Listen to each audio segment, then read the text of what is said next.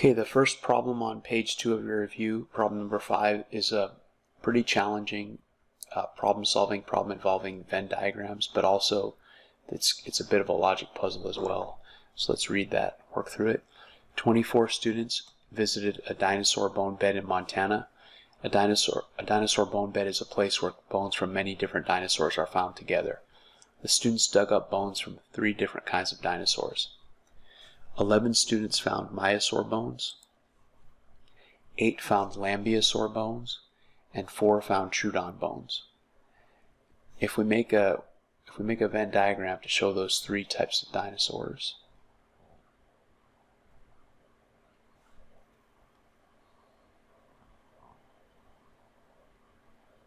I have a really hard time making circles on this writing tablet. That's actually not too bad. Okay. If we label them M for maiasaur, L for lambeosaur, and T for troodon, then we can start to place numbers. But the first 3 clues, we can't really place numbers yet, and let's talk about why. 11 students found maiasaur bones, so I'm going to have numbers that add up to 11 in this circle.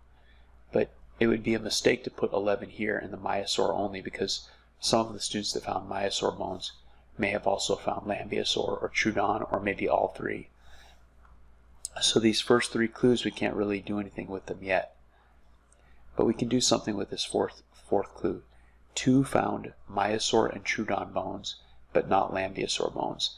So that's clearly the intersection between M and T, but not L. So it's not the intersection of all 3, it's right here. And we could put a 2 right there. I also want to mention that while we've used Venn diagrams to sort prime factors quite a bit in this unit, that's not all they're used for, and so we're not sorting factors in this case. We're sorting addends. We're sorting numbers that when we add them together will add up to, for example, once I have all of the numbers placed for the M circle, when I add them up I should get 11. Okay, the next clue says 5 found only maiasaur bones. Well, only maiasaur would be right here, because it wouldn't be like maiasaur and lambeosaur, or all 3. And then this clue, the number who found only troodon bones, so when we say only troodon, we're talking about this part right here, was 1 more than the number who found lambeosaur and troodon, but not maiasaur. Lambeosaur and troodon, but not maiasaur would be right here. So this is really the clue that helps you solve the whole puzzle, but I don't want to just give it away. I want to sort of, this is really where you could get stuck right here if you don't notice something.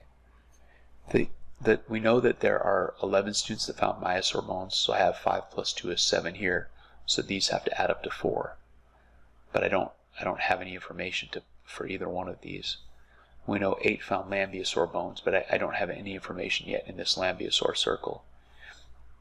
We know that 4 found troodon bones, so the sum of all the numbers in the troodon circle is 4. I'm going to write T equals 4 to help us visualize that. So I already have 2 here, so really I only have to place 2 more students. So that's where this clue comes in handy. The number who found only troodon, so the number that goes here, is 1 more than the number who found lambeosaur and troodon, but not maiasaur. So this number is 1 more than this number. So what could those numbers be? If the total is 4 and we already have 2, that only leaves 2 more numbers, 2 more students.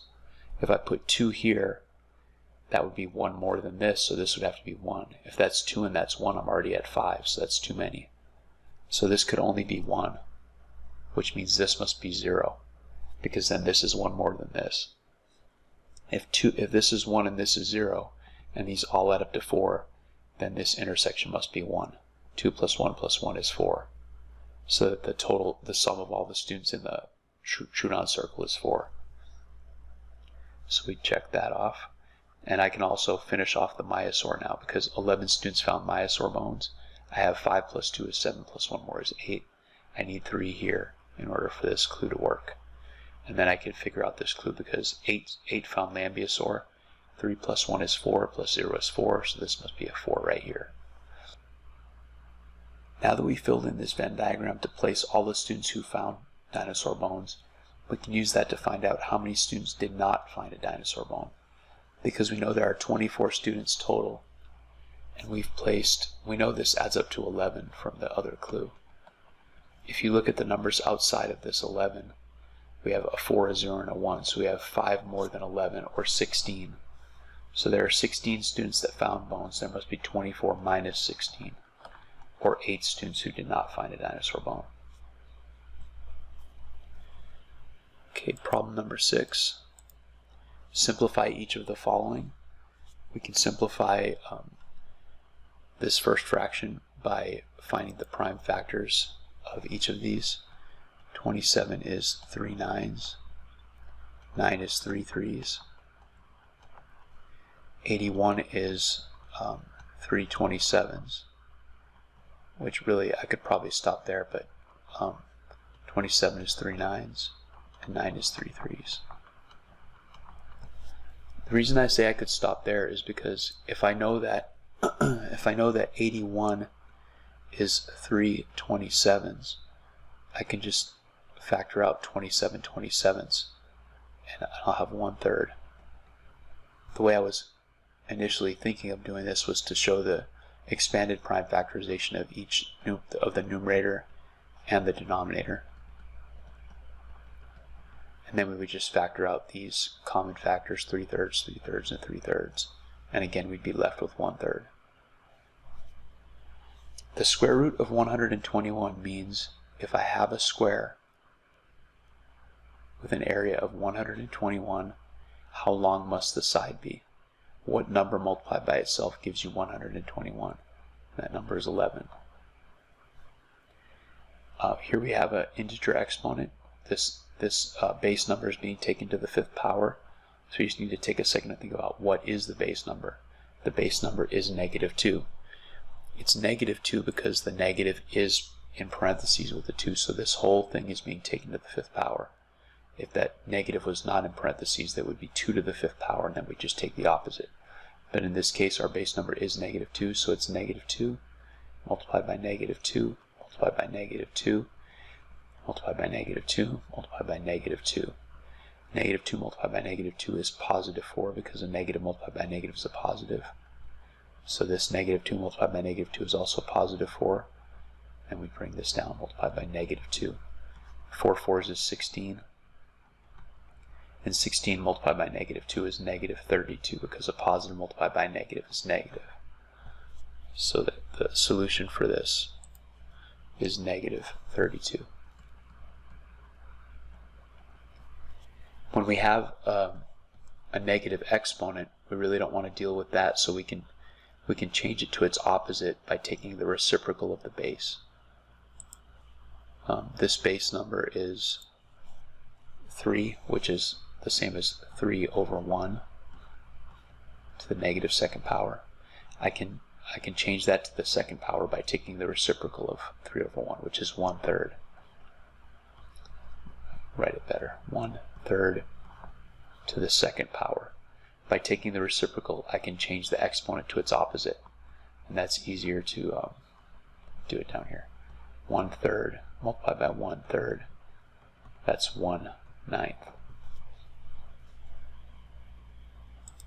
So this is 1/9.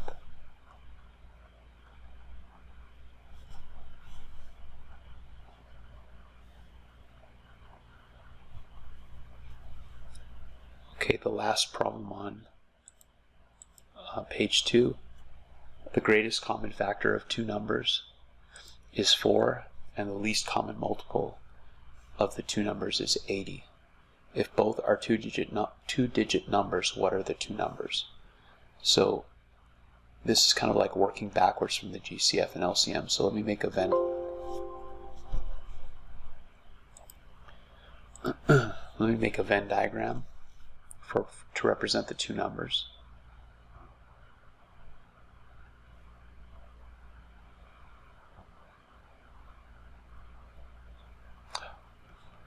Okay, if the GCF is 4, the prime factors of 4 are 2 and 2. So I must have two 2's in the intersection. The LCM is 80. Remember, the LCM is the product of all the prime factors in the union, so let's find the prime factorization of 80. 80 is 2 40s, 40 is 2 20s, 20 is 2 10s, and 10 is 2 5s. So I've already placed these 2's, so I have 2 2's already in the union of the Venn diagram. I just need to figure out where to place the 2, and the 5. They're both. Let's try some different things. If I place a 2 here, then what is this number? It's 2 multiplied by 2 multiplied by 2, which is 8. But the problem says they are 2-digit numbers, so that won't work. And if I place the 5 here with the 2, then that leaves just a 2 for this side, so this would make this 8. So it's going to have to be a 2 and a 2 here, which will make this number 16, 4 times 4. And then the 5 needs to go over here. That will make this number 20. So the only possible combination that satisfies the problem is 16 and 20. These are hard problems when you first start doing them. You just have to take what you already understand about finding greatest common factor and least common multiple and just use it to work backwards. If you're given the greatest common factor, you know that the prime factors in the intersection will multiply to give you that GCF. And if you know the LCM, if they give you the LCM, you know that all the prime factors in the whole Venn diagram, the union, all of them multiplied together equal 80. And so you can use that to figure out where to place them to satisfy the question. Okay, I hope that helped with page 2. We'll pick up the review with page 3 on the next video.